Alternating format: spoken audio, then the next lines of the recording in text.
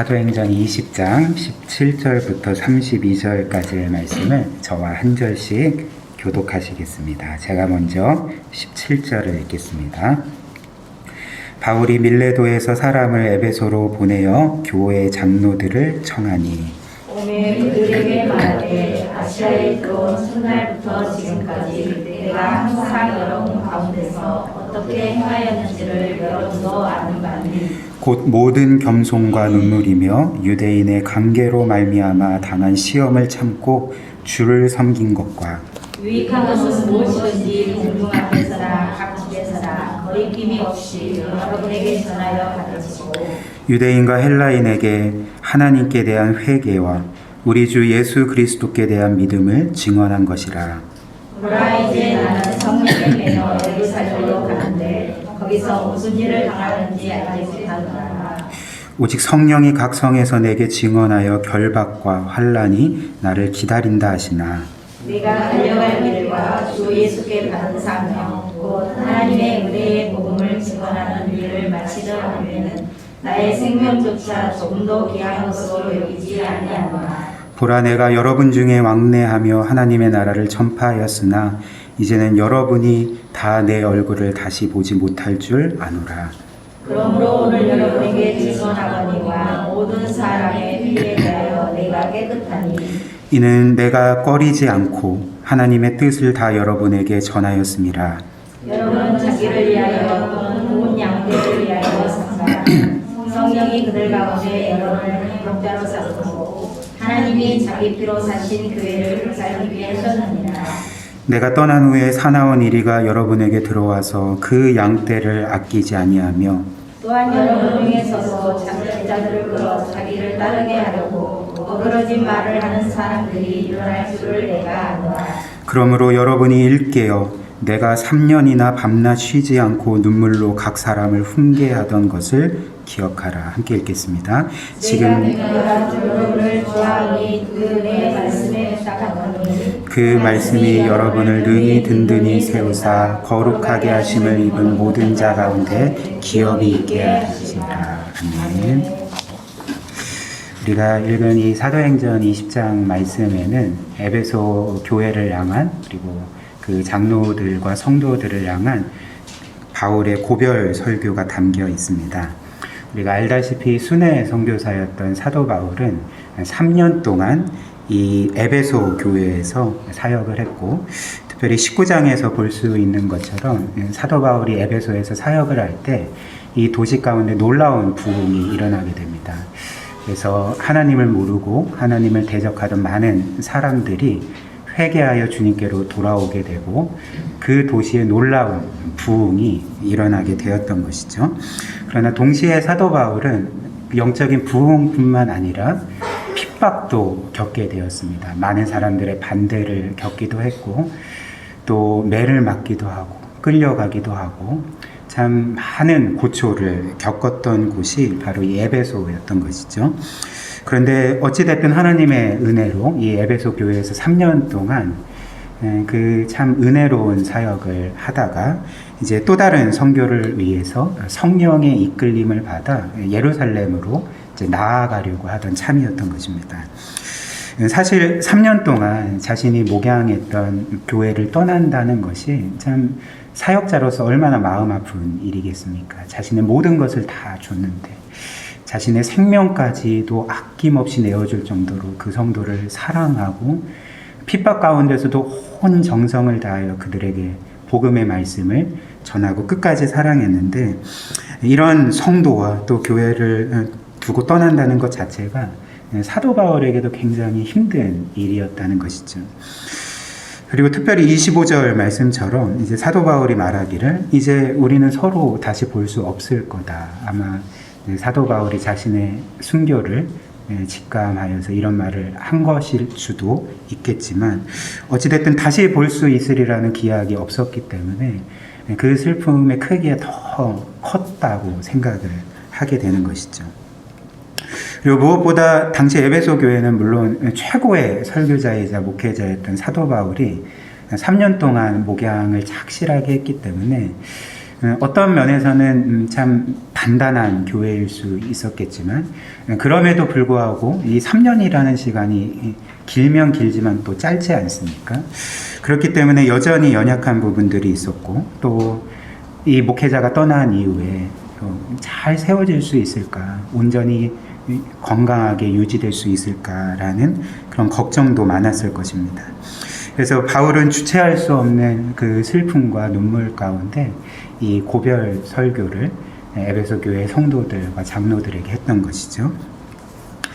그리고 바울은 이 권면을 하기 전에 우리가 읽은 20장 17절부터 21절에서 밝히는 것처럼 자신이 3년 동안 에베소 교회에서 어떻게 사역을 했는지를 4가지로 말하고 있습니다. 그것이 어떤 것일까요? 첫 번째로는 모든 겸손으로 섬겼다고 말하고 있는 것이죠.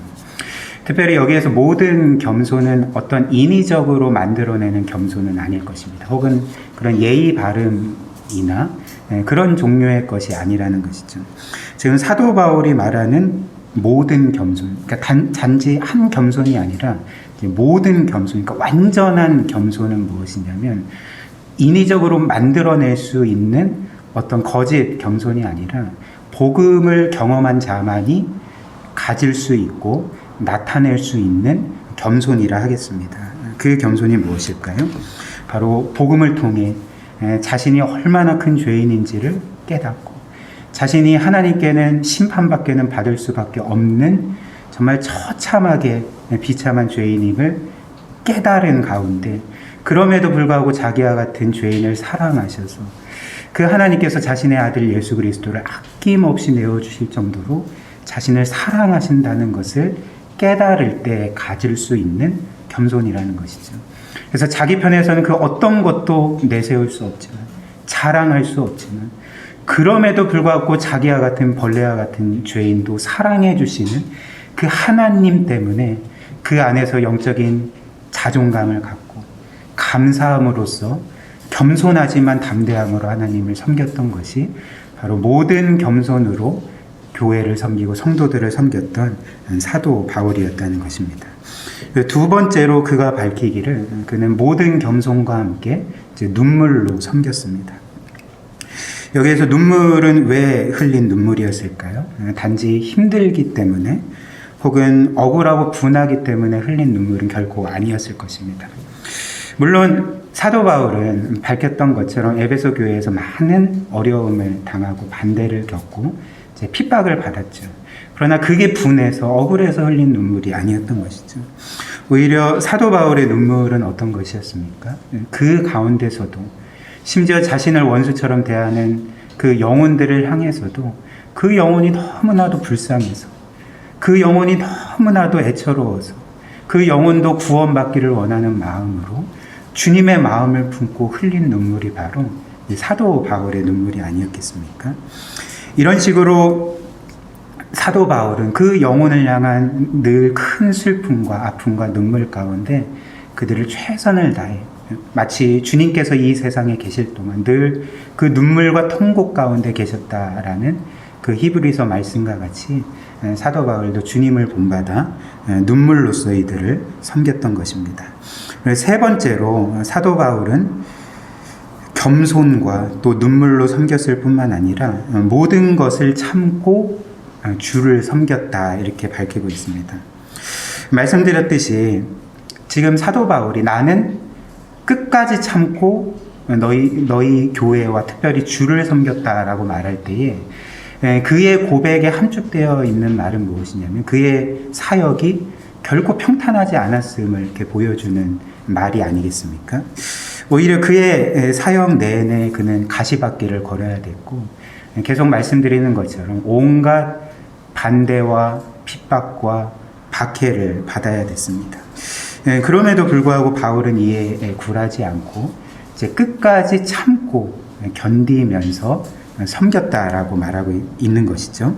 근데 특별히 우리가 주목해 볼 말씀이 지금 바울이 자신이 끝까지 참고 섬겼다라고 할 때 누구를 섬겼다라고 말하고 있습니까? 주를 섬겼다라고 말하고 있는 것이죠. 그렇기 때문에 사도 바울은 물론 교회를 섬긴 것도 사실이고 또 영혼들을 섬긴 것도 사실이지만 나는 끝까지 참고 견디면서 주를 섬겼습니다. 라는 그의 고백에서 알 수 있는 바는 그의 궁극적인 섬김의 대상은 사실 교회도 아니었고 영혼들도 아닌 바로 주님이었음을, 하나님이었음을 우리로 알게 해주는 고백이 아니겠습니까? 이렇게 사도 바울의 삶의 궁극적인 목적은 그가 교회를 사랑했음에도 불구하고 영혼들을 사랑했음에도 불구하고 그의 삶의 궁극적인 목적은 교회도 아니고 영혼들도 아닌 바로 하나님이었던 것이죠. 하나님의 영광을 그의 궁극적인 목적으로 삼고 살아갔던 자가 바로 이 사도 바울이었던 것입니다. 이런 이유로 사도 바울은 사람들에게 반대도 겪고 또 욕도 먹고 때로는 폭력도 당하고 그렇게 고진 핍박과 박해를 받았음에도 불구하고 끝까지 견딜 수 있었던 것은 그 모든 것이 어떤 인간적인 목적 때문이 아니었기 때문에 그것이 단지 그 궁극적인 목적 자체가 사람에게 있지 않고 단지 교회에게 있지 않고 하나님을 섬기는 마음으로 사역했기 때문에 하나님을 위해서 하나님의 영광을 위해서 모든 것을 이제 넉넉히 참고 견디며 사역할 수 있었던 것이죠. 그리고 네 번째로 마지막으로 사도 바울이 뭐라고 밝힙니까?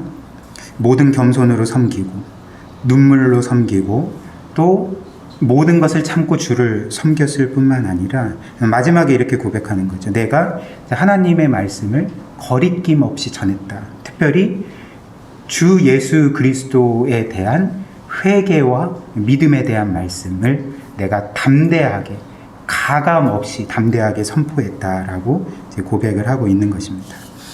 사랑하는 성도 여러분, 이는 하나님께서 여기에서 설교하는 저를 포함해서 이 세상의 모든 사역자에게 주시는 목회적 지침이라 할 수가 있습니다. 그래서 모든 사역자는 이 말씀에 따라서 내가 정말 모든 겸손으로 사역을 하고 있는가, 또 내가 눈물로써 영혼들을 그렇게 간절하게 사랑하면서 사역하고 있는가, 또 나는 여러 반대와 핍박 가운데서도 끝까지 참고 단지 사람이 아니라 단지 교회가 아닌 주를 위해서 끝까지 그 교회와 성도들을 섬기고 있는가, 혹은 나는 강단에 서서 혹은 여러 교육의 자리에서 혹은 성도들과의 개인적인 그런 만남에서 가감없이 하나님의 말씀과 특별히 죄에서 돌이키는 회개와 또 그리스도께로 나아가는 믿음의 복음을 그렇게 가감없이 담대히 선포하고 있는가, 이런 것들을 모든 사역자는 이 말씀에 따라서 점검해 보아야 한다는 것이죠. 그런데 오늘 말씀드리고 싶은 것은 사실 오늘 이 사도행전 20장에 기록된 사도 바울의 권면은 단지 목회자에게만 해당되거나 단지 장로와 권사와 같은 중직자에게만 해당되는 말씀은 아니라는 것입니다. 하나님의 권면과 명령이 아니라는 것이죠. 왜 그럴까요? 목회자뿐만 아니라 혹은 중직자뿐만 아니라 결국은 교회에 접붙여진 구원받아 이 주의 몸된 교회에 접붙여진 모든 성도가 그분이 부르신 이 한 가지 부르심, 즉 교회를 섬기고 성도들을 섬기는 부르심에 그렇게 이끌려 왔기 때문에, 그 부르심을 받았기 때문에 우리는 이 말씀에 따라서 단지 목회자만이 아닌 중직자만이 아닌 우리의 삶을 점검해보고 우리의 교회에서의 삶과 또 우리가 다른 지체들과 교회를 섬기는 삶을 돌아보고 점검해 봐야 한다는 것입니다.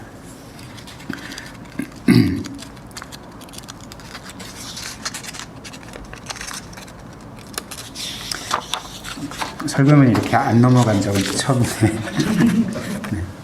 네. 그렇다면 이제 본격적으로 사도 바울의 권면을 한번 살펴보도록 하겠습니다. 28절 한번 다시 보겠습니다. 여러분은 자기를 위하여 또는 온 양떼를 위하여 삼가라. 성령이 그들 가운데 여러분을 감독자로 삼고 하나님이 자기 피로 사신 교회를 보살피게 하셨느니라 라고 밝힙니다. 여기에서 우리가 먼저 깨닫게 되는 바가 무엇일까요? 첫 번째로 하나님은 단지 목회자만이 아닌, 단지 중직자만이 아닌 모든 성도를 교회와 성도들을 섬기는 자로 부르셨다는 것이죠. 물론 바울은 이 말씀을 그 당시 에베소 교회 장로들에게, 그러니까 그 당시 장로는 지금의 장로와는 좀 다릅니다.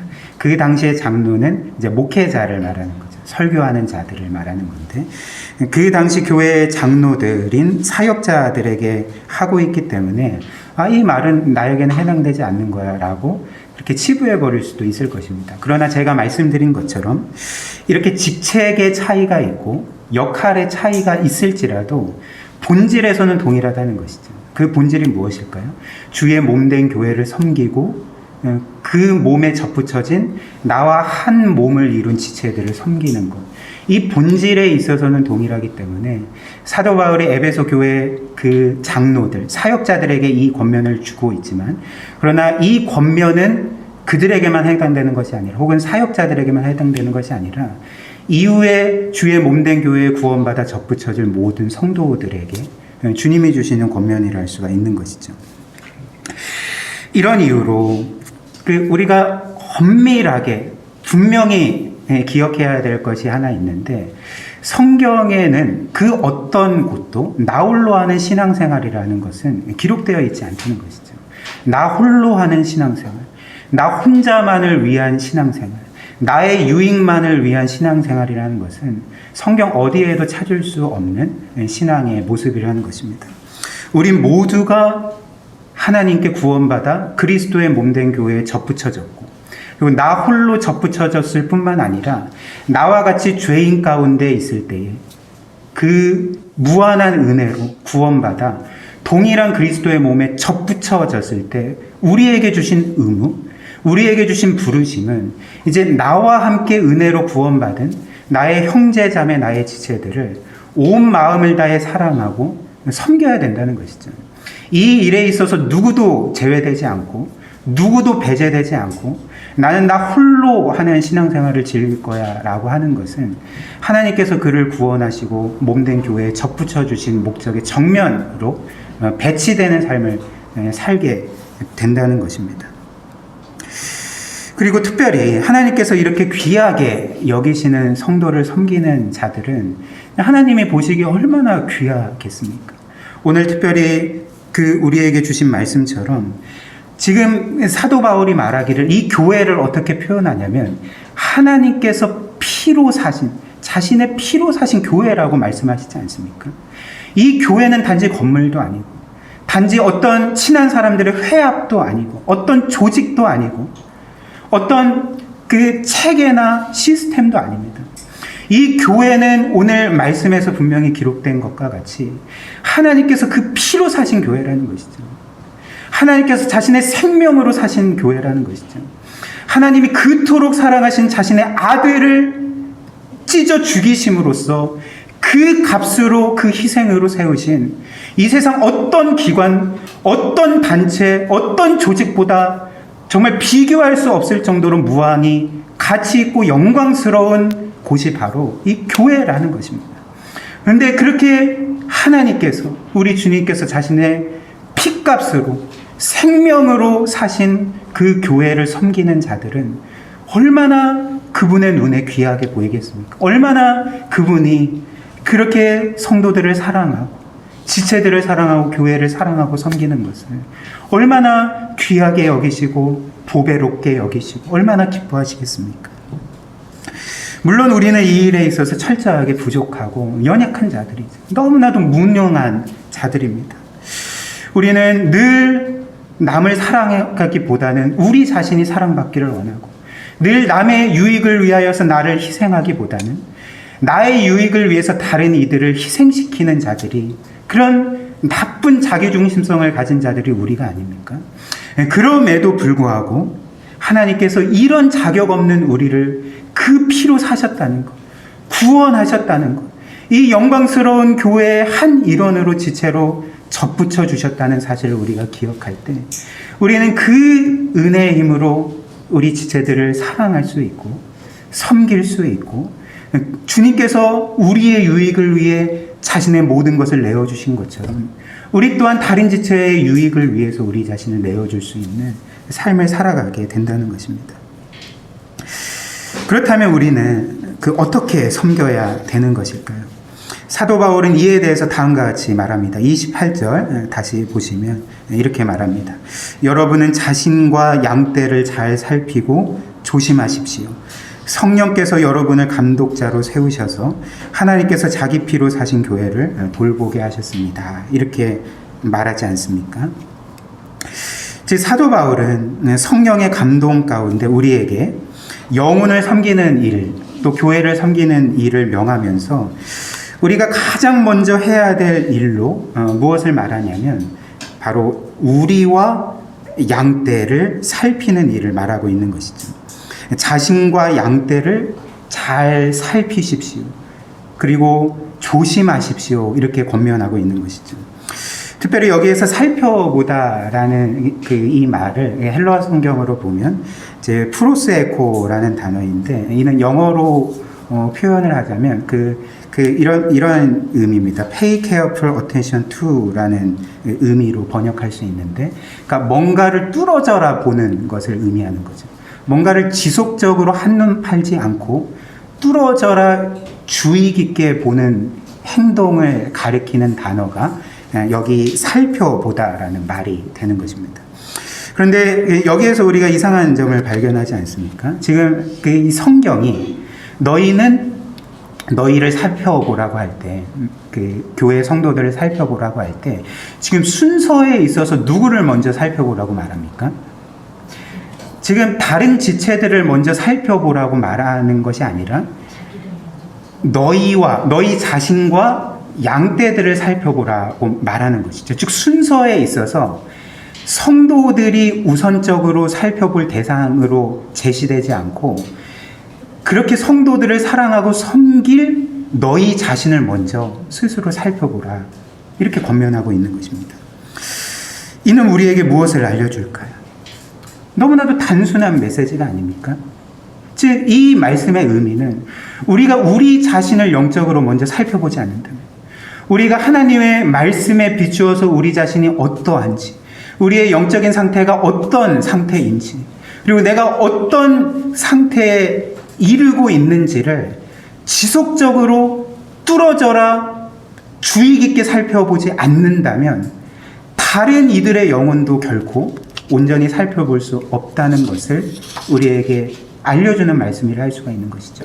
그리고 순서에 있어서 뿐만 아니라 우리 자신의 신앙생활에 있어서도 우리가 우리 자신의 영혼을, 우리 자신의 삶을, 우리 자신의 마음을, 우리 자신의 모든 전체적인 삶을 끊임없이 하나님의 말씀으로 주의 깊게 살펴보지 않는다면 우리는 한순간도 온전히 영적으로 건강한 삶을 살아갈 수 없음을 우리에게 분명하게 말해주는 말씀이 아니겠습니까? 왜 그럴까요? 우리는 본성상 다 죄인이기 때문에 그런 것이죠.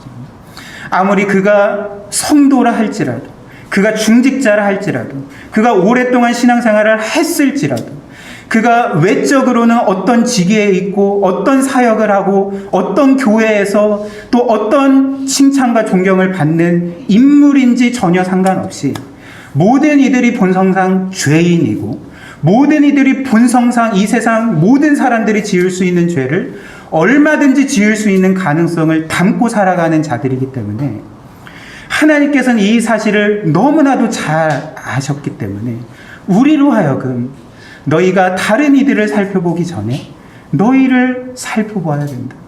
너희를 주의 깊게 말씀에 비추어서 너희의 영혼을 살펴보고 너희의 마음을 살펴보고 너희의 삶 곳곳을 살펴보고 점검해야 된다.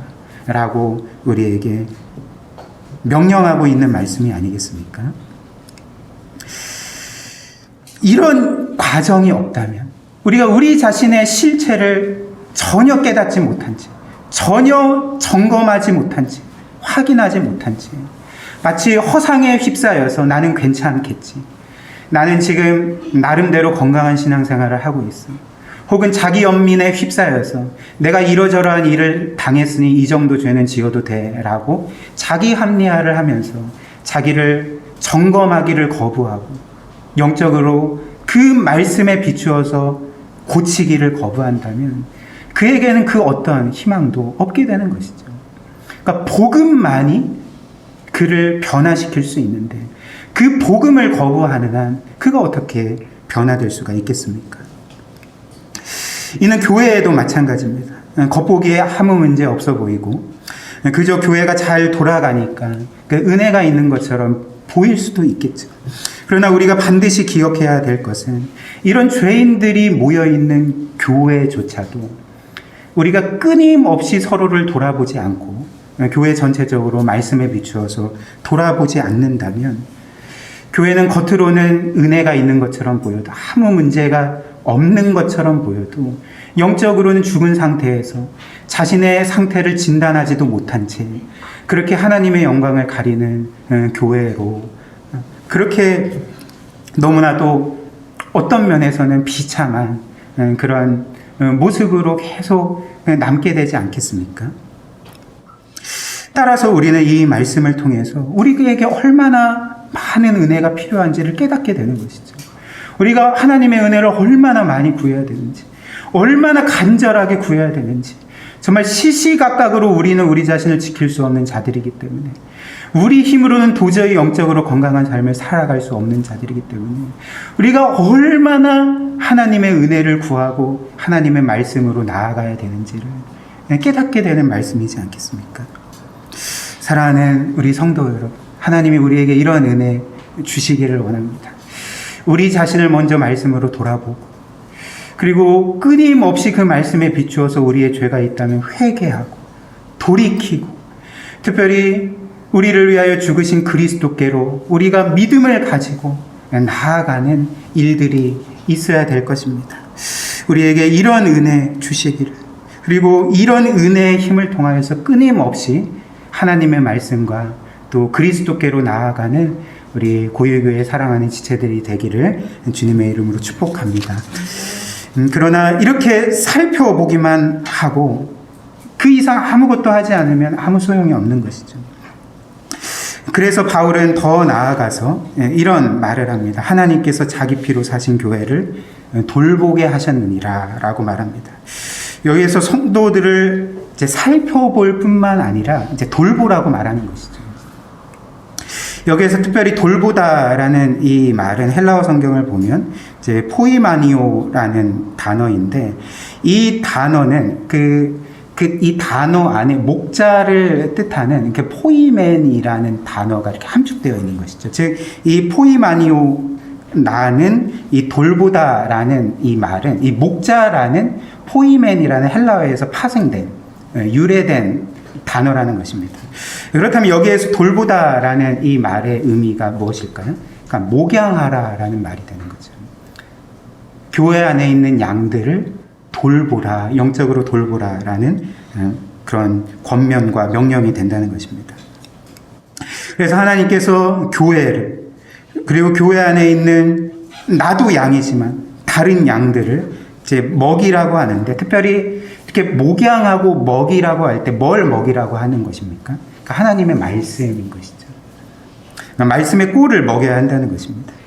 이렇게 양들을 끊임없이 주의 깊게 영적으로 살피고 그 하나님의 말씀으로 그리고 이렇게 살필 뿐만 아니라 그 하나님의 말씀을 그 양들의 유일한 꼴로 영적인 꼴로 지속적으로 먹이라는 말씀은 결국은 교회 공동체 전체가 하나님의 말씀 가운데 지속적으로 거해야 된다는 그런 말씀이라 할 수가 있는 것이죠. 이 하나님의 말씀만이 마치 양이 꼴을 먹어야지 살 수 있는 것처럼 생명을 유지할 수 있는 것처럼 우리 성도들 이 하나님의 말씀을 먹고 마시고 그 말씀의 생명을 공급받고 영적인 영양분을 공급받을 때만이 영적으로 건강하게 살아갈 수 있음을 이제 우리에게 알려주는 말씀이 되는 거죠. 특별히 하나님의 말씀을 이렇게 먹이고 공급하는 일이 또 중요한 이유를 사도 바울이 또 이후에 밝힙니다. 29절과 30절인데요.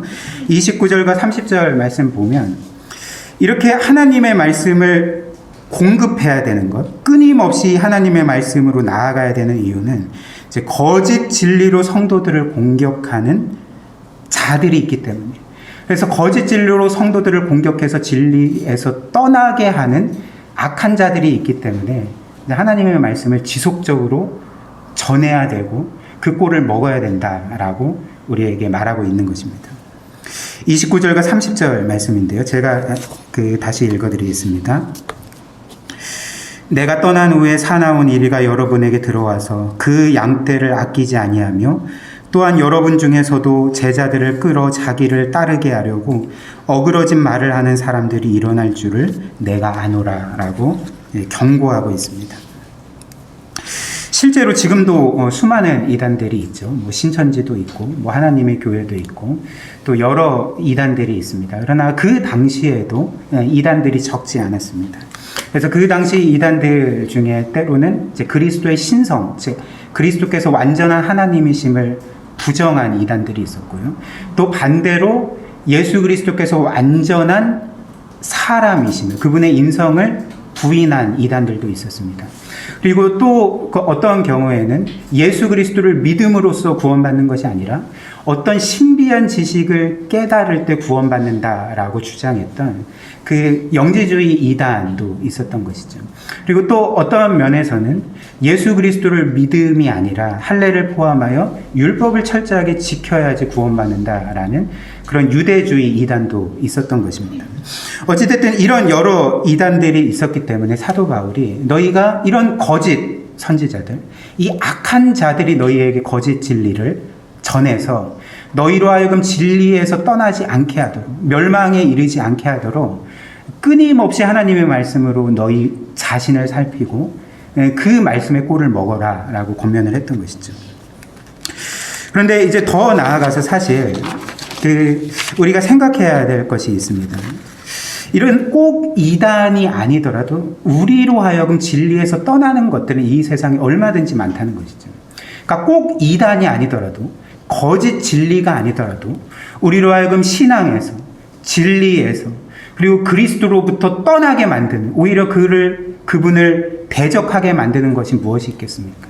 그러니까 이 세상의 악한 조류와 사상과 문화와 가치관들이 우리로 하여금 이런 그 참된 신앙과 진리를 떠나게 만들고, 그리고 하나님을 등지게 만들고 대적하게 만들지 않습니까?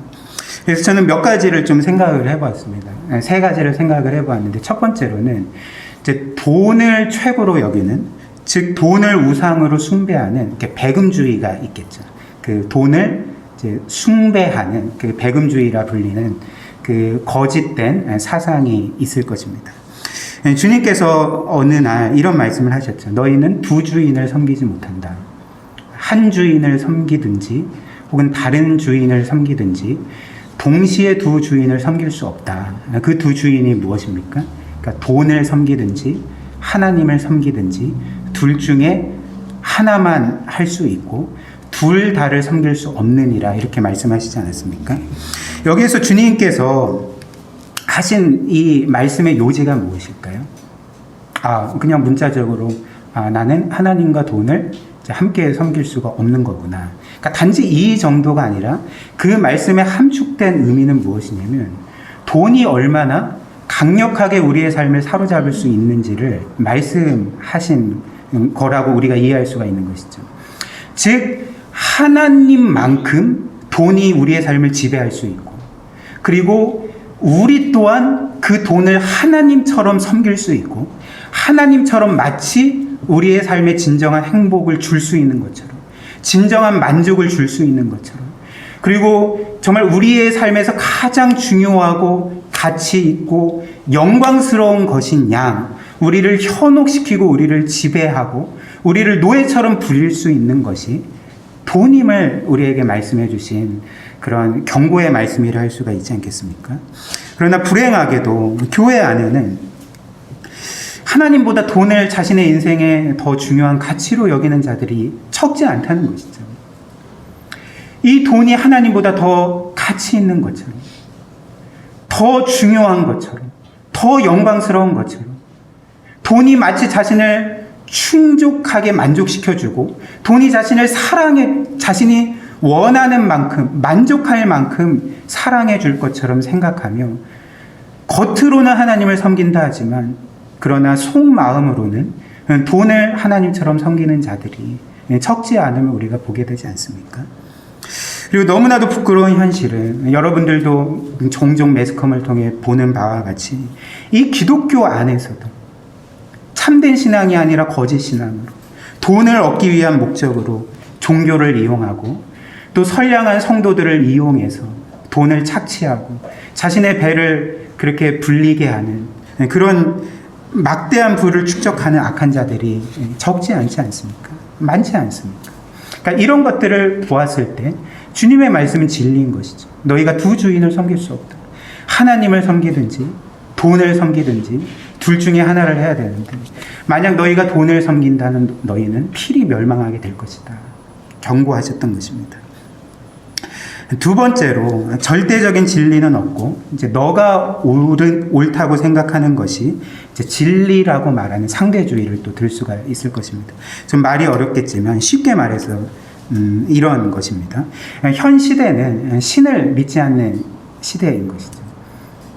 과학 문명이 고도로 발전된 한 2세기 전부터 이제 더 이상 지식인들은 신이 없다라고 선언했고 그들을 따르는 많은 사람들이 이제는 신이 없고 또 과거에 우리가 어리석게 믿었던 초자연적인 것들도 다 없어.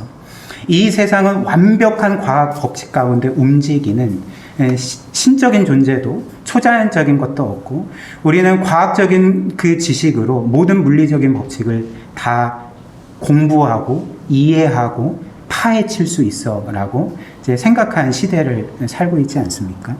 그렇기 때문에 당연히 과거에 신적인 존재가 세웠다고 생각했던 그런 절대적인 도덕률 그리고 어떤 절대적이고 불변한 진리는 이제 더 이상 없다라고 주장하게 되었다는 것이죠. 그렇다면 절대적인 도덕률도 없고 절대적인 진리도 없으면 그렇다면 이 세상의 도덕과 법은 그러면 그 어떤 식으로 존재하느냐? 이제 그들이 말하기를 이 세상에 존재하는 도덕이나 법은 그냥 단지 어떤 신적인 존재가 세운 절대적인 법칙이 아니라 사회적인 합의에 의해서 세운 것이 뿐이다. 그렇기 때문에 우리가 법을 어기지 않는 한 그리고 남에게 피해를 주지 않는 한 내가 옳다고 생각하는 것이 진리고 나는 내가 옳다고 생각한 그 삶의 방식대로 살 때에 아무 문제 없고 나는 얼마든지 자유롭게 살아갈 수 있다라고 이제 주장하며 수많은 사람들이 이렇게 지금도 살아가고 있지 않습니까? 따라서 단지 도덕은 사회적 합의에 의한 것이고 그래서 내가 법을 어기지 않는 한 나는 뭐든지 다 할 수 있다. 왜냐하면 내가 옳다고 하는 게 진리니까. 그렇기 때문에 나는 뭐 내가 마음속으로 누구를 미워해도 누구를 정죄해도 또 음란한 생각을 해도 또 몰래 포르노를 봐도 이게 뭐 법에 저촉되는 것도 아니고 누구에게 피해를 주는 것도 아닌데 왜 내가 이런 것을 통해서 죄책감을 가져야 되냐라고 도리어 반문하는 시대에 살고 있지 않습니까?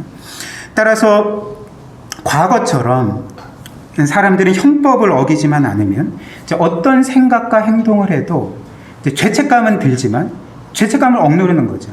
그리고 정말 적지 않은 심리학자들이 그런 문제로 상담을 해올 때 당신의 생각은 틀렸습니다. 지금은 신도 없고 절대적인 도덕률도 없기 때문에 당신이 법을 어기지만 않으면 남에게 피해를 주지만 않으면 당신이 그런 일로 죄책감을 가질 이유가 없습니다. 당신 자유롭게 사십시오. 마음대로 사십시오. 라고 상담하는 시대인 것이죠. 그래서 어떤 일이 벌어졌을까요? 그러니까 성경이 분명히 말하는 죄를 이제 죄가 아니라고 말하기 시작하는 거죠. 이미 뭐 거의 200년 가까이 그런 일들이 이 세상 가운데 일어나지 않았습니까? 그래서 대표적으로 어떤 것이 있을까요? 우리나라의 경우를 보면 그 몇 년 전에 간통죄가 폐지가 됐죠. 그러니까 하나님께서는 분명히 남자와 여자가 만나서 이제 한 몸을 이루고 한 가족을 이루고 그래서 그 결혼 언약 밖에 다른 이성과 관계를 갖는다면 그것은 분명히 간음죄다라고 말씀하셨음에도 불구하고 이제 사람들은 그게 뭐가 나빠? 내가 옳다고 생각하고 또 그게 남에게 피해를 주는 것도 아니고 그리고 나의 상대도 이제는 그 상대 배우자를 사랑하지 않고 나를 사랑하는데 우리의 행복이 가장 중요한 거 아니야? 왜 우리의 사랑을 정부가 막는 거야? 왜 법이 막는 거야? 라고 이제 말하면서 결국에는 간통죄가 폐지가 됐죠. 동성애는 어떻습니까? 분명히 성경에서 동성 간의 관계를 죄라 그렇게 규정을 하고 정죄함에도 불구하고 어느새 어떻게 뭐 남녀만 사랑하는 게 사랑이냐. 남자가 남자가 사랑할 수도 있고 여자가 여자와 사랑할 수도 있지. 그게 옳다고 생각하면 그게 진리고 자기들이 옳다고 생각하는 진리에 따라서 사랑하는 게 뭐가 잘못이냐 하면서 이제 동성애도 아마 이런 금지된 그런 사회적인 분위기가 지금도 이제 많이 허물어졌고 아마 이제 법으로 그 이제 동성애 결혼도 허용하고 이제 그런 관련된 여러 정책들과 법들이 세워지리라 생각을 합니다. 그리고 심지어 몇 년 전까지만 해도 제가 너무 이렇게 충격적이었는데 그 이제 이 북유럽의 덴마크라는 나라가 있지 않습니까? 근데 이 덴마크에서 몇 년 전까지만 해도 이제 수간이 합법화되었던 상황이었습니다. 그러니까 그 이제 동물들과 관계를 갖는 것이 이제 합법적으로 그렇게 인정이 돼서 심지어 어떤 것까지 있었냐면 그 이제 동물 매춘이라는 것이 있었다고 합니다. 그러니까 남자 혹은 여자가 이제 거기에 가서 이제 동물들과 관계를 맺으면서 자신의 그 죄악된 쾌락을 이렇게 즐기는 거죠. 그런데 그 다행히 그 최근에 그 법이 수간을 합법화하는 법이 폐지가 됐는데 그 이유가 무엇일까요? 제가 그러니까 검색을 해보니까 거의 전 국민의 그 정확한 기억은 아니지만 한 70% 이상이 루터교 신자들입니다. 그러니까 기독교 국가죠. 근데 그들이 이 수간을 합법화하는 이 법안을 이거는 이제 잘못됐다. 우리가 폐기하자라고 했던 동기 자체가 우리 이제 하나님의 말씀으로 돌아가자. 하나님의 말씀이 이것을 분명히 죄라고 말씀하셨는데 우리가 회개하고 이 법안을 폐기하고 우리가 거룩하게 살자. 그러니까 이게 아니라 그 동물들에게도 인권이 있다. 동물들이 고통당하고 있다. 동물들도 불쌍한데 우리가 동물들을 이렇게 착취해서야 되겠느냐 하면서 이렇게 폐기시킨 거죠. 그러니까 여전히 그런 정신은 남아있는 거예요. 세 번째로 여기에 이어서 성적 타락인 것이죠. 제가 존경하는 목사님이 늘 말씀하시는 바가 설교 가운데 우리가 사는 이 시대는 음란을 권하는 시대입니다. 성적인 타락을 아무렇지도 않게 권하는 시대입니다. 우리가 이런 시대에 살고 있기 때문에 우리는 깨어 있어야 됩니다. 우리는 세상의 그런 죄악된 소리에 귀를 기울이지 않아야 되고 우리는 철저하게 정말 시시각각 깨어 있어서 이 음란한 시대와 그 악한 조류에 맞서 싸워야 됩니다. 이 말씀을 자주 하셨습니다. 사실이지 않습니까? 이 사회 어느 곳을 봐도 이 사회는 끊임없이 음란을 권하는 사회인 거죠. 성적 타락을 권유하는 사회인 것이죠. 어디를 보나 TV 프로그램을 보나 영화를 보나 인터넷을 보나 특별히 우리 청소년들도 얼마든지 자기가 그 뜻하기만 하면 그런 자료에 접할 수 있고 그런 악을 즐길 수 있는 사회가 그런 시대가 지금의 시대가 아닙니까? 따라서 사도 바울이 이에 대해서 뭐라고 말합니까? 31절 말씀입니다. 그러므로 여러분이 일깨어 내가 3년이나 밤낮 쉬지 않고 눈물로 각 사람을 훈계했던 것을 기억하라. 사도 바울이 3년 동안 밤낮 쉬지 않고 눈물로 각 사람을 훈계한 이유가 무엇일까요? 그들이 살던 시대가 바로 하나님의 말씀을 거스르고 하나님의 권위를 거스르고 대적하며 마치 죄가 분명한 것을 죄가 아니라고 말하는 사회였기 때문에 이렇게 3년이나 밤낮 쉬지 않고 눈물로 각 사람의 말씀으로 훈계했던 것입니다. 가르쳤던 것이죠. 그리고 더 나아가서 또 어떻게 말합니까? 32절 말씀인데요. 우리 이건 같이 한번 읽어보도록 하겠습니다. 지금 내가 여러분을 주와 및 그 은혜의 말씀에 부탁하노니 그 말씀이 여러분을 능히 든든히 세우사 거룩하게 하심을 입은 모든 자 가운데 기업이 있게 하시리라.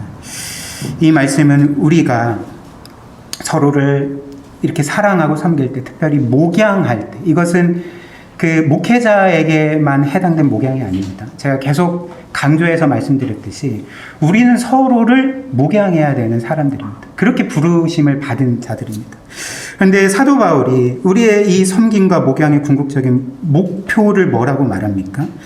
내가 너희를 주와 및 그 은혜의 말씀에 부탁한다.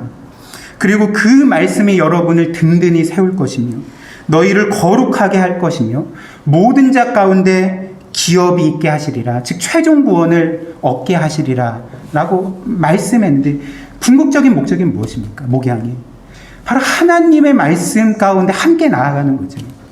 그 말씀을 지난주 말씀처럼 우리가 지난주 말씀에서 들은 것처럼 그 말씀을 우리의 삶의 최종 권위로 삼고 그 말씀이 맞다고 하면 맞는 거고 아니라고 하면 아닌 거고 가라고 하면 가는 거고 가지 말라고 하면 가지 않는 거고 이렇게 최종 권위로 삼고 모든 성도가 그 말씀 가운데 끊임없이 나아가고 우리가 우리 자신과 교회를 그 말씀 가운데 철저하게 맡기고 그 말씀이 우리를 변화시키시고 새롭게 하시고 견고하게 세워주시기를 간절하게 은혜를 구하며 의지하는 것이 바로 결국 목양의 궁극적인 목적이자 우리 모두가 함께 믿음으로 나아가야 될 지향점이라는 것입니다. 사랑하는 성도 여러분, 우리 모두는 계속 말씀드렸듯이 하나님의 말씀 없이는 온전히 살아갈 수 없는 자들입니다. 하나님의 말씀 없이는 우리는 죄를 지을 수밖에 없는 자들입니다. 또 하나님의 말씀 없이는 우리는 그리스도께로 나아가지 못하는 자들입니다. 그 말씀에 기록된 그 복음의 말씀을 기억하십시오. 그 말씀에 기억된 그 거룩하신 하나님이셨지만 우리에게 거룩을 요구하시는 하나님이시지만 우리로 하여금 거룩한 삶을 온전히 살지 못할 것을 아시기에 그 아들 예수 그리스도를 우리를 위해 아낌없이 내어주신 그 하나님의 사랑을 보십시오. 그 은혜를 기억하십시오. 그리고 하나님이 우리를 이처럼 사랑하시고 이처럼 수많은 은혜를 베풀어 주시고 우리를 언제든지 용서해 주신다는 것을 우리가 기억하면서 다시 한번 그 은혜에 감사함으로 하나님의 말씀을 따라 그 말씀을 우리의 삶의 최종 권위로 삼고 그 말씀에 우리와 우리의 모든 교회와 또 우리의 모든 지체들을 맡기는 그런 은혜가 우리 모두에게 있기를 원합니다. 하나님께서 우리를 이렇게 도우시기를 주님의 이름으로 축복합니다.